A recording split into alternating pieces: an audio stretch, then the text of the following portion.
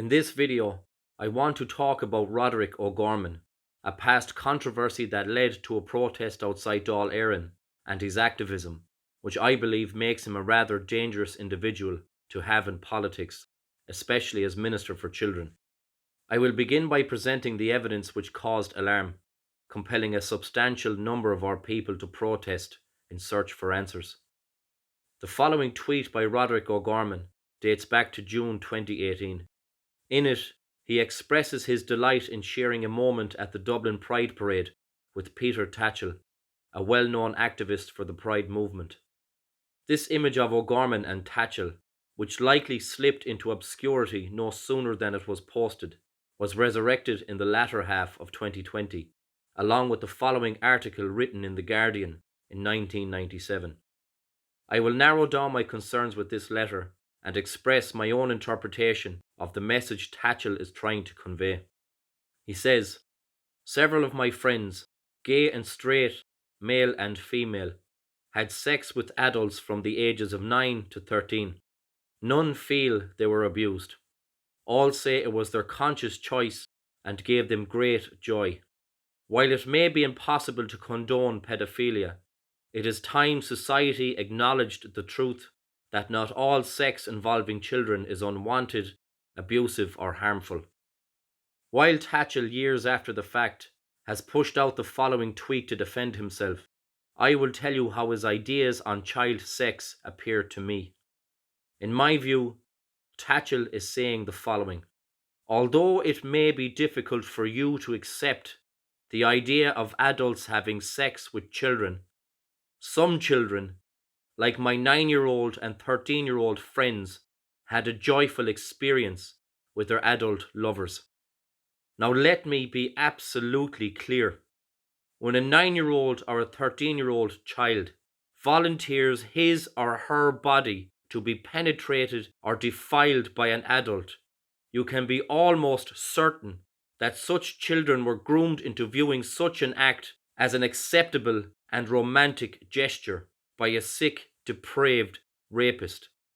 But instead of concentrating on that most important fact, Tatchell focuses on the experiences of joy which the children may have felt, as one would assume that he thinks their rapists were most likely very gentle and kind in their treatment towards their 9-year-old and 13-year-old victims. In my opinion, this rather fucked up rationalization of child grooming and child rape prompted people to question Roderic O'Gorman's relationship with Tatchell, which led to another post being unearthed. Now, either O'Gorman has an extreme fondness of cartography, or he has expressed an interest in child sex abuse. I will let you decide. But this post and his association with Tatchell led to a protest taking place against him in mid-2020, which was dubbed the March for Innocence. This event drew a large crowd, with people like Justin Barrett, Herman Kelly and John Connors voicing their opinions. Of course, in true Marxist fashion, genuine concern for children was to be reframed as far-right homophobia by supporters of O'Gorman and members of the media in an effort to distort the true meaning of the protest.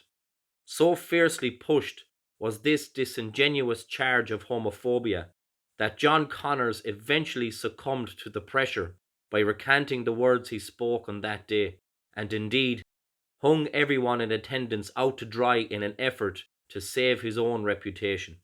An act of absolute cowardice, in my opinion.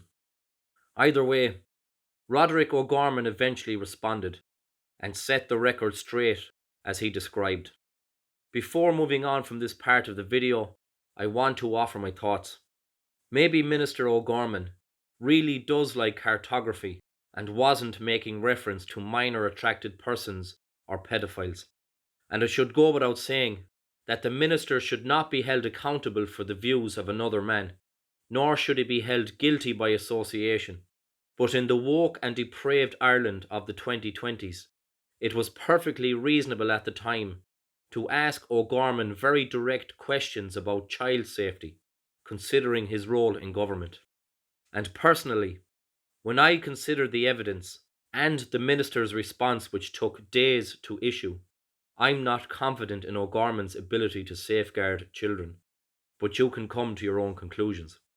But even if these events never took place, in my opinion, Roderic O'Gorman would still present a grave threat to individual liberty, equality, and the well-being of children. And there's a very simple reason for it. O'Gorman is a government minister, meaning he has great power and influence. That, brought together with his worldview, presents the problem. I will now present a very short video of O'Gorman to illustrate why I believe he presents a threat to liberty and equality. There's been huge advances in the protection of LGBT+ rights in Ireland over the last decades, but nevertheless, homophobia remains a reality in our society. Members of our community continue to be victims of attacks. That's why it's so important to bring forward effective hate crime legislation that will finally tackle and finally punish those who attack members of our community or indeed members of other minority communities. Minister Helen McEntee is working on this legislation, and we hope to have this hate crime law passed by the end of this year. Roderic O'Gorman subscribes to the introduction of hate crime legislation, which will erase the true meaning of justice and equality in pursuit of a system that will treat the victims of crime with more or less privilege, depending on their race, gender, sexual orientation, and so forth, instead of treating each individual victim as equal before the law. This same legislation will also serve to crush freedom of speech and the right to express dissent, making anyone who supports such disgusting measures of control a threat to freedom and equality. Moving on, I wish to present a series of tweets which I hope will serve to substantiate my claim that Roderic O'Gorman, through his activism, endangers the well-being of children. It is clear that the minister spends a substantial amount of time using his position in government to enhance the power and influence of certain LGBTQ activist groups. His support for TENI in particular is where I believe much of the problem lies. TENI, or the Trans Equality Network Ireland, is an organisation that I have spoken about in other videos. TENI subscribes to the view that gender is quite simply a fashion statement, and they are trying to get such ridiculous and harmful ideas into the classroom through the INTO. One of TENI's team members, Noah Halpin, endured a period of hormone therapy and had what is called top surgery in an effort to present themselves to the world as a man. And while I have no doubt that Noah is probably living a very happy and meaningful life, Noah is indeed one of the lucky ones, as the statistics shown would suggest. But my point is this: TENI, through their partnership with the INTO and through the support of the Minister for Children, is influencing the lessons being learned in the classrooms of primary school students. These are the same lessons that serve to encourage children to substitute reality for delusion and help to stir a yearning for validation through sterilization, hormone therapy, and body mutilation, like Noah. The only difference being, many of the children who are groomed into accepting these ideas will almost certainly not survive. Every euro of taxpayer money received, every collaboration with organisations that have access to children, every visit by a government minister, every photo opportunity with people in power, indeed every retweet, serves to empower TENI and their ideological allies as they seek to openly convert your children to their way of viewing the world. James Lindsay, a man I have referenced in other videos, describes the indoctrination of children by teaching them gender and queer theory as an act of criminality. Helen Joyce, the author of the book Trans: When Ideology Meets Reality, explains in great detail how harmful such ideas have the potential to be.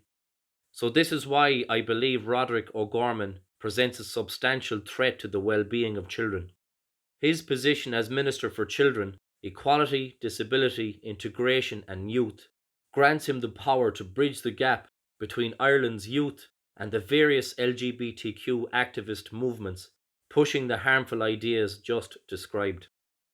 In closing, I wish to say the following. Roderic O'Gorman is a member of the Green Party, which suggests to me that he is interested in limiting human freedom to the point of suffering in order to save the environment.